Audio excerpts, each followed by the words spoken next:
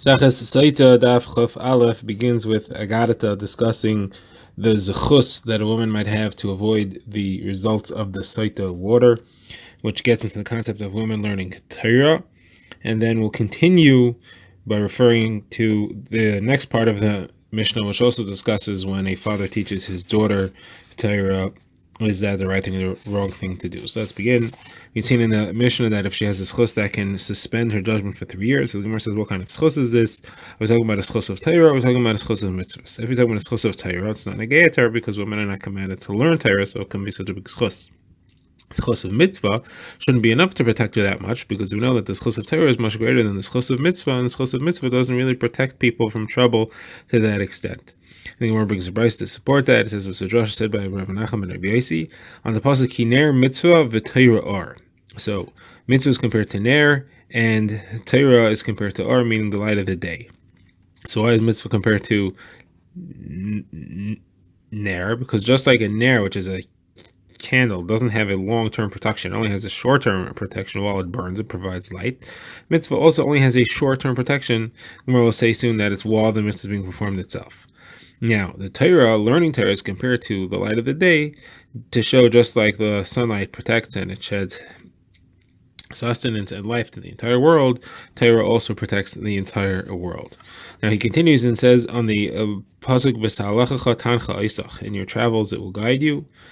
What does that mean? That refers to Olam Hazeh. In Olam Hazeh, and a person's travels through this world, the Torah is a guide for him. Then it says, Tishmar alecha, and in your sleep it'll guard you. That refers to after the death. The Torah that he learned continues to guard him at that point further. Then it says, so what does that refer to? So that's even after that. That's referring to the next world. So the Gemara explains this with a mashal. Somebody was walking in the middle of the night in the dark, and he couldn't see, and he had a number of fears. He was afraid of thorns, holes, thistles. He was afraid of wild animals and from the bandits, and also he's lost. He didn't know which way to go. So if he got a little bit of light, if he got a torch, so that saves him from the thorns, the thistles, and the holes. However, he's still afraid of being attacked by wild animals, by the bandits, and he doesn't know which way to go. Then, when the sun comes up, so he no longer has to worry about the wild animals and the bandits because they only roam at night. However, he still doesn't know which way to go. So the third stage is when he gets to the crossroads and he recognizes the path. Now he's saved from everything and he knows which way to go. So those are the three parts of the protection that Torah provides: this world, the next world, and the world to come. Gemara explains further later on that what this means is that the tzaddik needs the shmira of the mitzvah to protect him while he's doing it, the Torah to protect him further, and he still doesn't know that he's not going to slip and fall back. But once he gets the Yom HaMisa, or the Gemara gives some other examples, then he can be secure and know that he's not going to stumble any further. Now, the rest continues with another explanation, and it says, just like an Avera can put out the light of a mitzvah, but Avera does not put out the Torah. Like it says, many waters cannot douse the love. So anyway, so the question here, therefore, is what type of schos could protect her? So the Gemara gives a number of answers.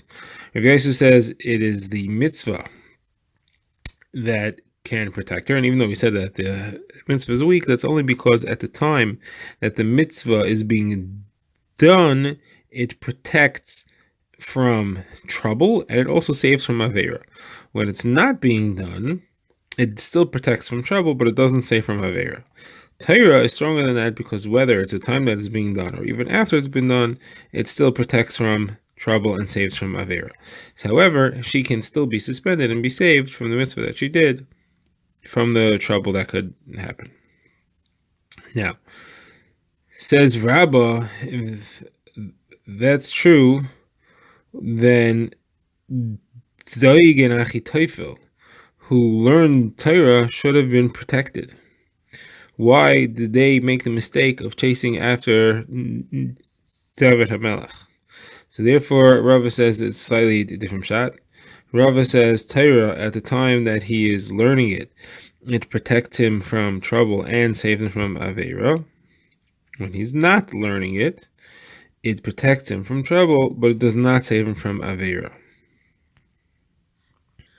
Mitzvah, however, whether it's at the time that it's being performed or after it's being performed, provides protection from trouble, but does not provide saving from Aveira. Anyway, so this is all Raves's first approach that he says when we're talking about a schus, we're not talking about the schus of Torah is greater as far as Yitzhahara, but not as far as protecting from trouble, and therefore we could be referring to mitzvah here that protects the woman from the effects of the site water. Now Ravina gives a different answer, and he says really what's protecting her is the schus of Torah. The Gemara asked a question, she's not commanded in learning Torah, so how great could that schus be? So he answers, they're not commanded, but they still have a tremendous schus, that they send their sons and their husbands out to learn, and they wait for them to return until they come home from the base medrash, and therefore they share their schus with them completely. And now the Gemara explains that in the mashal, when we said that he gets to the crossroads, and therefore he's saved from everything, what's the crossroads? So like we said earlier, if Chissa says it's referring to a Talmud Chacham who comes to the day that he dies, he doesn't have to worry about the Yitzhar anymore. Nachman Yitzchak says it's a Talmud Chacham who reaches a level of Yiras Chet, of fear of sin. He doesn't have to worry about the Yitzhar anymore. And Mar Zitcher says it's a Talmud Chacham that finally the halacha is decided in accordance with him, and therefore he doesn't have to worry whether or not his halacha will be accepted, because it has already been accepted. Now the Gemara refers to that which we said that an Aveira puts out a mitzvah but doesn't put out the Torah. So the Gemara quotes Rabbi Yosef, who said a drasha, again from Rabbi Menachem Bar Yosi, that it's like Sinai, and had Daig and Achitophel understood this drasha, they would never have chased after David. Why is that? Because they said Elikim Hazu, they thought that David had committed an Avera of Ashes Ish, and therefore they figured that he wouldn't be protected anymore. They said, the pasuk says, "V'layir b'cha ervas davar," that if there's nothing, no dvar erva with you, then you'll be protected. But here there wasn't dvar erva, so he's not going to be protected. But did not know that an Avera can only put out a mitzvah, but it cannot put out Torah, and therefore the schus of Torah would continue to protect him. So Marvain the Gemara quotes the pasuk, "Boiz yavuzuloi," he'll spend everything on it. So what's that mean? So Ul says this is not like Shimon, the brother of Azariah, who was supported by him, not like Rav Yechon the Bein Asiya was supported by them, but it's like Hillel and Shivna.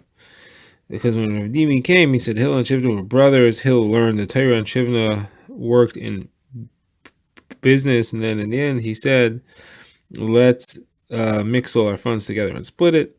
And the voice came out of Shemayim and said, "Imiti and Ish Kol Haim Beisai." This pasuk here, if he'll give all his money, it'll be a waste for him, because he cannot possibly purchase the divine light of Torah.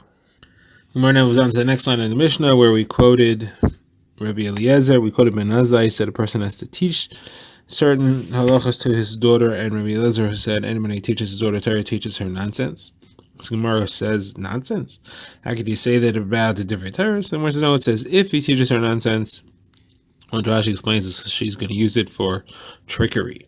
So the Gemara says that Rabbi Yevo says, what is Rabbi Eliezer's reasoning?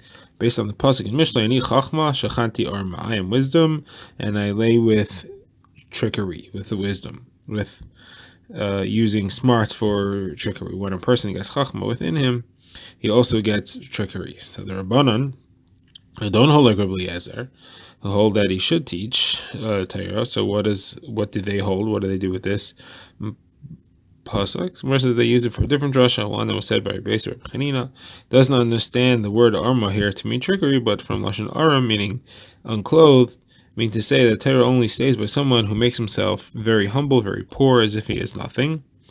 Like it says, Ani chachma shachanti arma. It says Rabbi Yechanan, Torah only stays by people who make themselves like nothing, because it says v'chachma me'ayin timsa. Chachma comes from ayin, from nothingness.